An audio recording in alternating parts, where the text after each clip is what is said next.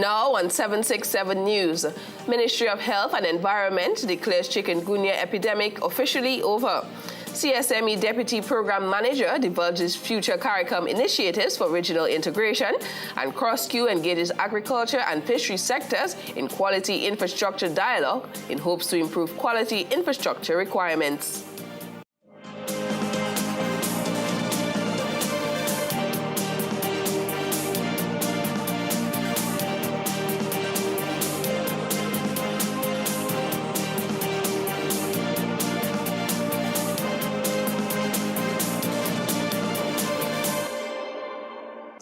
Welcome everyone, I'm Alicia George and you're watching 767 News. Stay tuned for the latest news and developments after this break.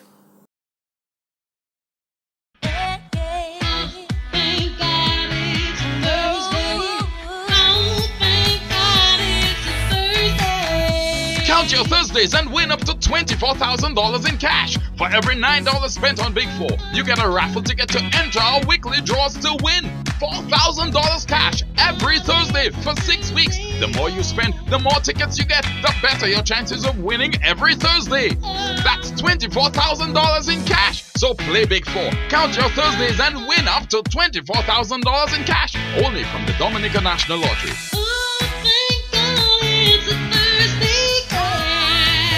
Promotion starts from February 24th to April 2nd.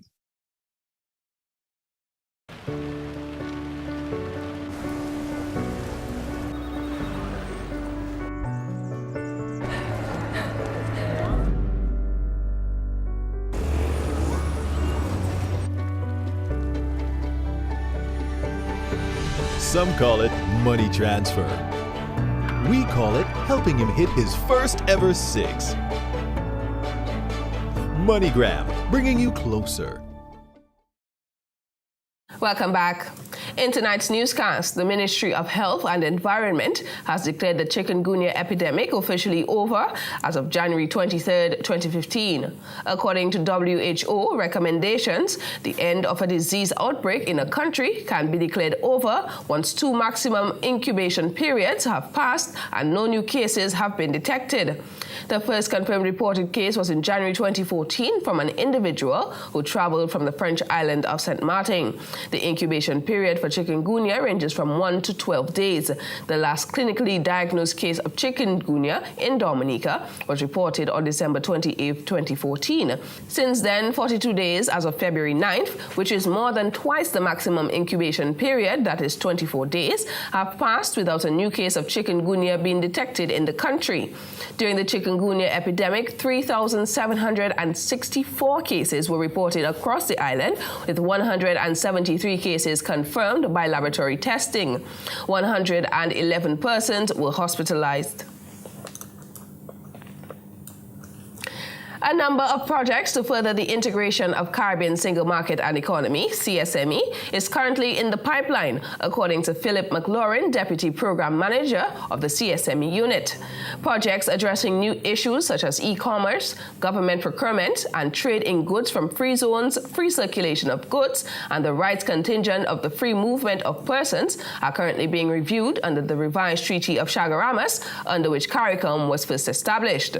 McLaurin spoke with 767 News on Wednesday about these projects, which he said are based on 3 critical areas under the building agenda of Article 239 of the revised Treaty of Chaguaramas, establishing the Caribbean community, including the CARICOM Single Market and Economy. We are more or less developing the regime for government procurement to be rolled out in the CSME. Electronic commerce is another area, and attention is being paid to that, to have a regime for electronic commerce and the rights contingent upon establishment. McLaurin explained that while free movement of member citizens allows for commercial setup in another member state, it is important that people know what economic situation they are moving into and their guaranteed rights.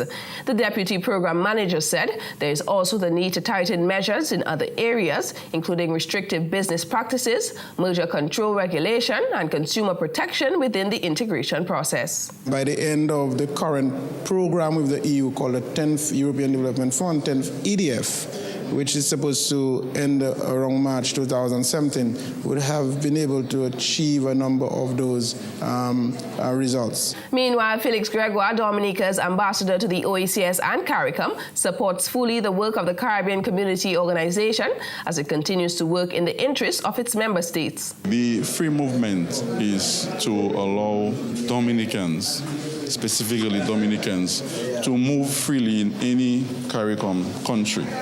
And there are 15 CARICOM countries, we call them member states. And once you can move freely in those countries, you have the opportunity to set up, to work, you can work, and then you can set up business in those countries. So that is something that Dominicans must benefit from. The ambassador explained how simple it is to take advantage of the free movement process by attaining a CARICOM skills certificate. That skill certificate will establish that you're qualified in your area of competence or your field, and that you are eligible to be employed. Now, to get that certificate is very easy. All you do, you go to the labor division, and you get that form that you fill and you submit to the labor division. There are some things you have to attach to it. Your birth certificate. If you're married, your marriage certificate. You have to attach your certificate, which is certified. Somebody must certify it. And then there are maybe other little things they might ask you, but certainly a police record will come into the picture. So you'll need to bring a police record to the labor division. And then it's processed within 2-3 weeks, you get a skill certificate. It costs $100 to obtain that certificate. Ambassador Gregoire told 767 News that the certificate itself does not expire, but can be withheld if a person is accused of committing an offense. In other news, promoting dialogue between the national quality infrastructure and the agriculture and fisheries sectors in Dominica was a topic of focus during the opening ceremony of a Quality Infrastructure Dialogue Forum on Thursday. Over the past decade, the value of fresh produce and agro-products export has not shown consistent growth due to increase in competitiveness in the regional and international markets. But at the same time, rising food safety and environmental standards have made it more difficult for countries to enter new markets, according to Juliana Loda, consultant with the CARICOM Regional Organization for Standards and Quality, CROSSQ. It is against this background that the forum was organized. It is anticipated that this dialogue with all the critical stakeholders will better inform technicians and policymakers of the necessary interventions needed to address some of the issues affecting quality in these sectors.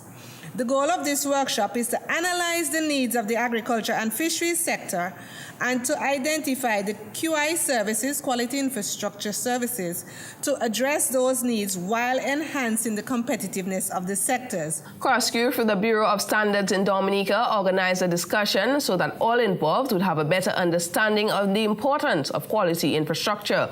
CEO of CROSSQ, Derek Omar, explained that in order to ensure a robust and demand-driven national quality infrastructure, there needs to be a continual dialogue between the national quality infrastructure institutions and the private sector to ensure that the right services are being developed to support private industry needs.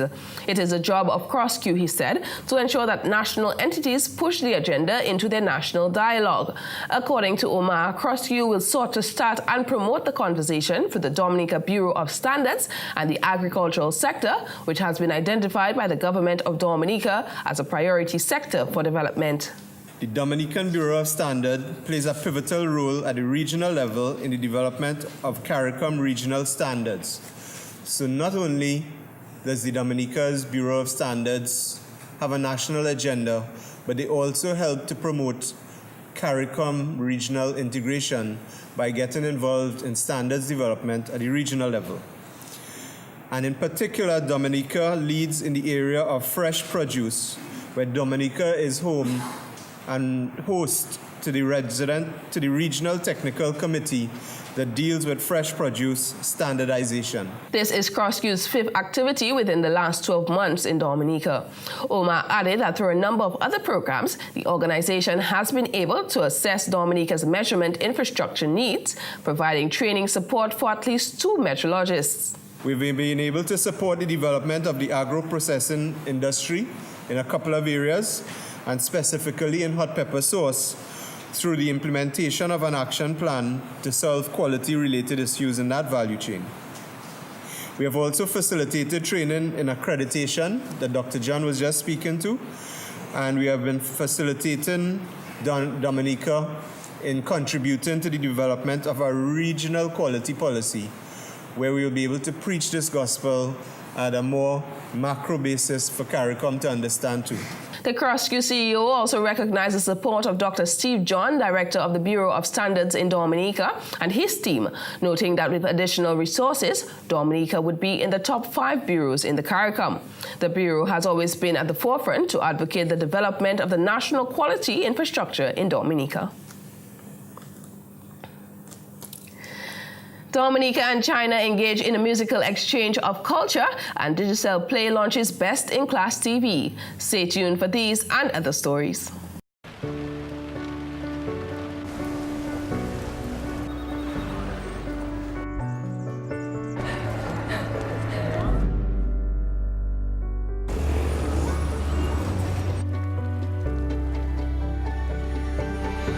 Some call it money transfer. We call it helping him hit his first ever 6. MoneyGram, bringing you closer.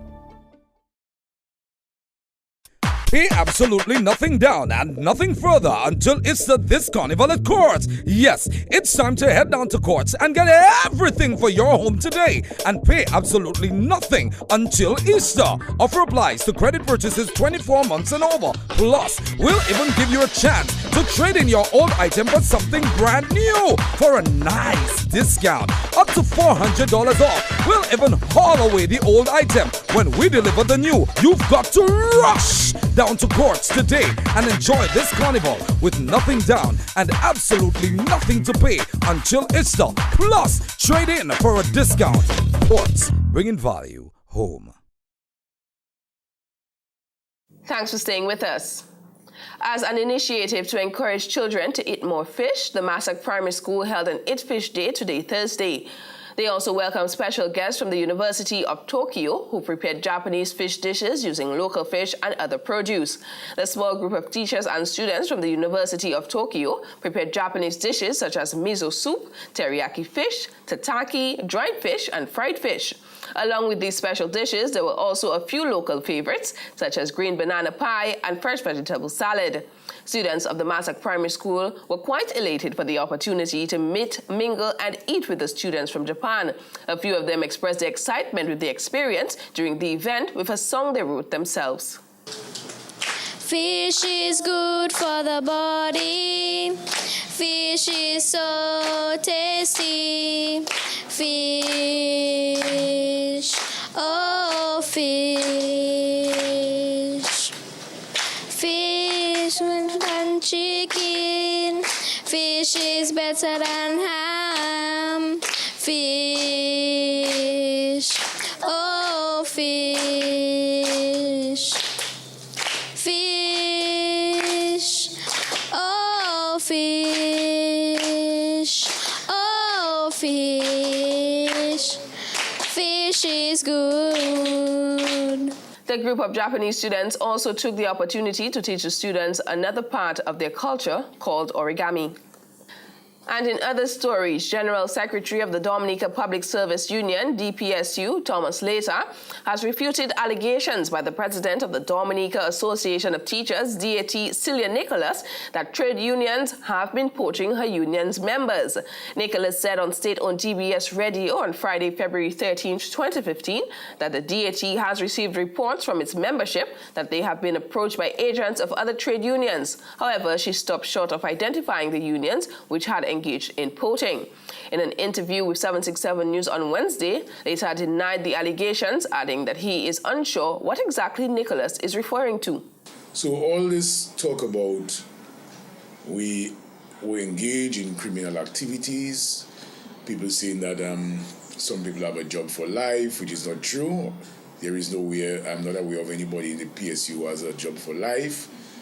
And all the not so pleasant things that was said about the DPSU, and to me specifically, I believe it is that was very unfortunate, and I'm not going to spend my time dwelling on those things.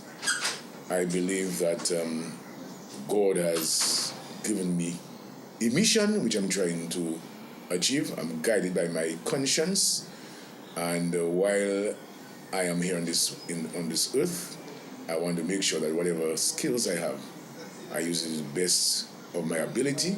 It has said, contrary to the allegation made by Nicholas, the DPSU has not engaged in any activity in an effort to destabilize any organization. He noted, however, the only action that was taken by the DPSU was requesting on their members to come into the office to confirm their membership, which they have a right to do.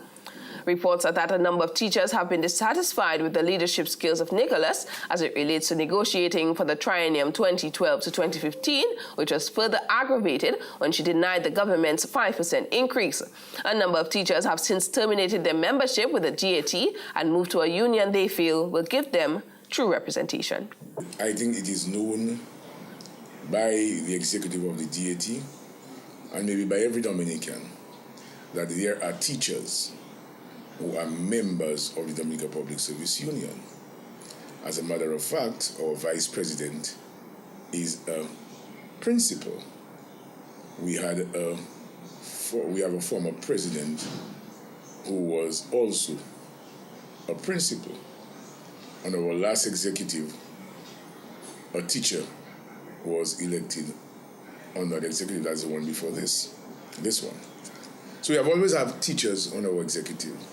And we always have teachers as members of the DPSU. And if we negotiate on behalf of our members, whatever we get for members, I think teachers who are members of the DPSU should benefit.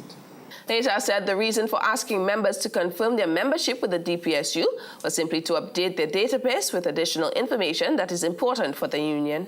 I want to make it abundantly clear that I have not instructed, I have not directed any member of my staff to go out there and to poach on any organization. that is not so.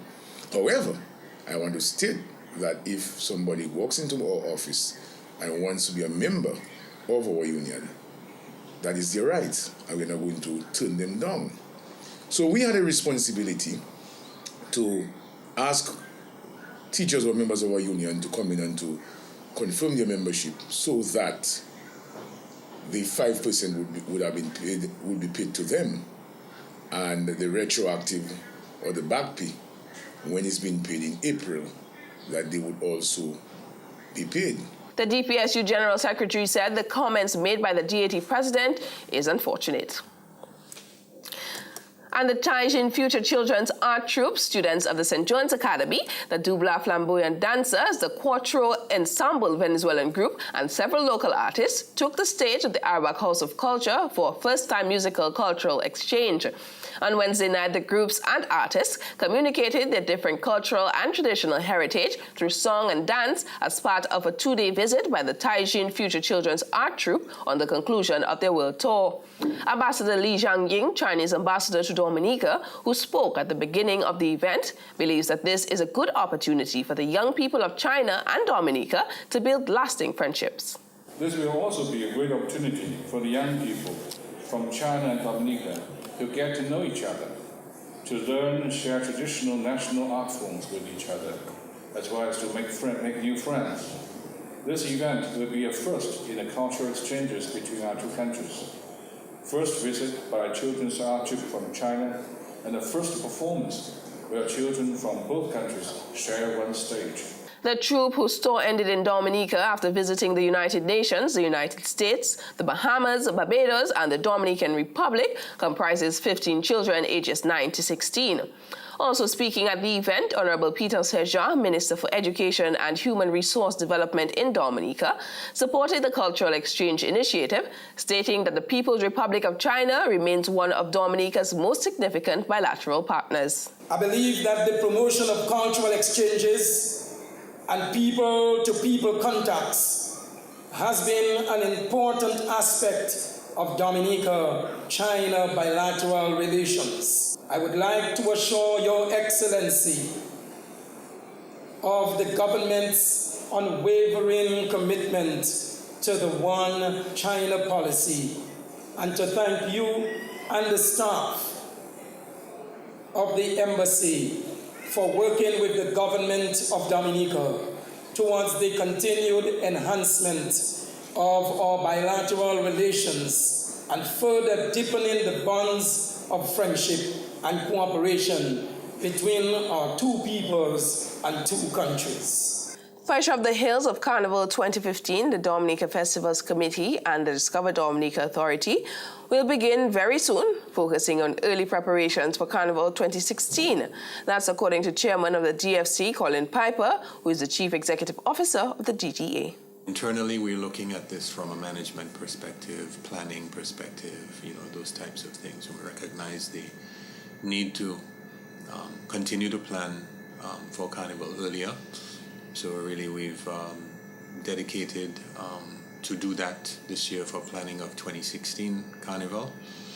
And so at the latest by April 1, we hope to have all committees in place so that the planning can begin in earnest. Because we think that in the absence of financial resource, what we need is human resource. And with the human resource comes a capacity in terms of time, availability of time to help us plan. So the longer period we have to plan, the more we can do, the better we can dot the I's and cross the T's. Piper said the pageantry weekend implemented this year will continue for next year's Carnival. He said as a result, all individuals and organizations will have to prepare early to minimize the pressure which was experienced for the 2015 Carnival season. Obviously, if by April we announce the date of the Queen Show, then it gives people sufficient time to book to come down. It also gives people locally sufficient time to plan. Now, again, we need to speak to a number of the stakeholders, the costume builders, the Queen Show committee, sponsors, even the Queen herself, who had an opportunity to reign and to determine, whether she felt that that was something that made sense or not. What value are we bringing in that regard? Can we market the pageantry weekend and get certain people who are into pageantry coming down for that particular weekend? And is it a different crowd that would come down for the quote-unquote Bacchanal weekend, from Wednesday through to Carnival Tuesday? Piper stated the Carnival Core Committee, which engages in the planning of Carnival, comprises members for the DFC committee and chairpersons of various subcommittees. If we're going to go with a Bouillon Fest subcommittee, that person would be a part of the Carnival Core Committee. We also try to invite members of the other associations, so for example, Calypso, to be a part of it, so that we can get the major stakeholders involved with Carnival at this point in time to start the planning process. So we can look at calendars of events, we can look at those types of things. So that is who would kind of make the Carnival Core Committee at this point in time. According to Piper, the discussions for 2016 Carnival will begin either April or March. He said the DFC will announce dates for next year's Carnival much sooner than was done this year. In more stories, the continuing push to integrate and empower Dominica's disabled community got a helping hand on Thursday when Scotiabank donated US $4,000 to the Dominica Associations of Persons with Disability, DAPD. Jim Aston, country manager of Scotiabank, said the donation from the bank's global philanthropic program, Bright Future, is part of the bank's ongoing 5-year pledge of assistance to the DAPD. It spans the arts, social services, healthcare, and education, and it's really geared towards contributing at the grassroots level. In the Caribbean, we tend to focus on children and children's causes. I'd like to point out we do have 2 local representatives that are our champions for Bright Future. That's Marlene Samuel and Rosma Burton. Today, we're very pleased to be able to present to the Dominic Association of Persons with Disabilities the 4th of our 5-year commitment to them in the amount of US $4,000. We're hoping that the contribution has been of assistance for them over the past number of years, and in that it's a long-term commitment, being able to provide them with some stability and the ability to plan long-term to organize and some sustainment for their organization. Alston said it is important that the bank gives back to the community, adding that it is even more satisfying when it can be done on a long-term basis, as they have done with the DAPD. Meanwhile, Executive Director of DAPD, Nathalie Murthy, who is grateful for the donation, said the bank has been supporting the DAPD for a number of years. First through our honorary associate program that we started in the 90s, and then in 2011 it took a quantum leap with our participation or partnership in the Bright Future program. We were very happy at the time to know that between 2011 and 2015 we would be supported with an annual contribution of $4,000, and we want to say that has made a big difference for us in DAPD. We are able to budget and plan accordingly, knowing that these funds will be made available. 2014 was also the final year of our 2010-2014 Sustainable Development Program, and this year we have already begun preparations for the next 5 years. Murphy said at the DAPD's annual general meeting scheduled for April of this year, the public will be enlightened on its programs and plans for the next 5 years. She is hopeful that the bank will continue to support the DAPD, which will allow it to make services available to persons with disabilities on the island. The DAPD has been assisting persons with disabilities for over 31 years. Digicel Play on Thursday unveiled its new digital TV service that will give customers the best quality viewing experience across Dominica, as well as the first ever electronic program guide, EPG, at a media event. The new service will offer the latest in digital TV technology with an advanced channel lineup that includes over 100 top channels plus the new EPG. With the new EPG, customers will be able to search through the channels using their remote and get more information on all programs, view program schedules, set their favorite channel lists, schedule reminders, set parental lock, and much more. Digicel Play General Manager Michael Luzer, speaking at the launching ceremony at the Fort Young Hotel earlier this evening, said this news comes on the heels of a major network upgrade which has just been completed on Digicel Play's network. There's over 100 channels, both audio and video, that we're going to be showing you. And one of the most exciting pieces is the high-definition television that we're bringing to the market. It's been in the U.S., it's been all over the world, but it's brand new to Dominica.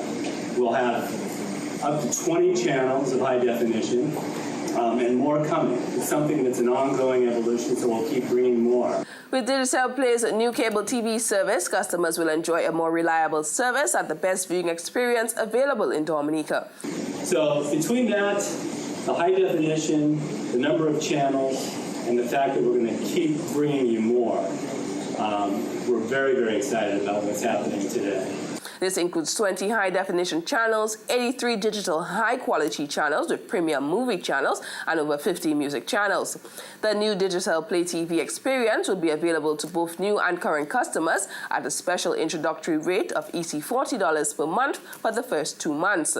For more information about the new channel lineup, customers can call 616-1700.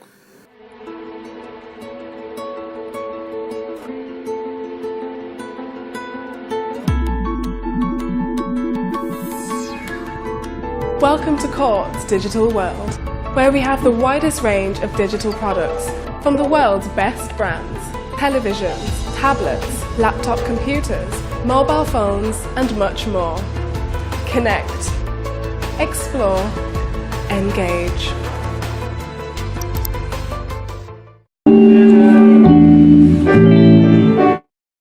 Hi, I'm Daryl Bob. I write and perform songs for my living, and I depend on Echo and organizations like Echo to collect royalties on my behalf whenever my music is played in public. Public meaning on radio, television, at concerts, shows, restaurants, and even here on Digicel Play.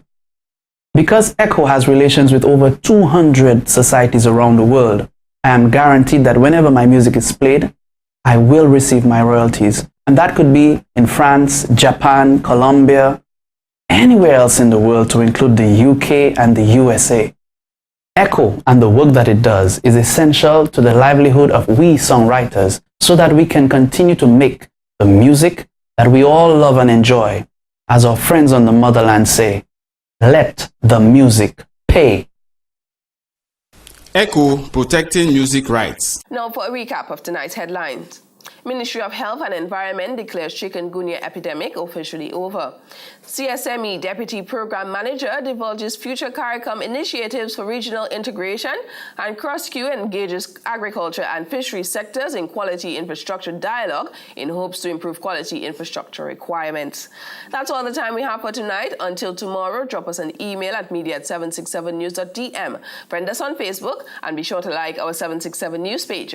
From all of us on the 767 News production team, I'm Alicia George, wishing you a wonderful evening and thanks for watching.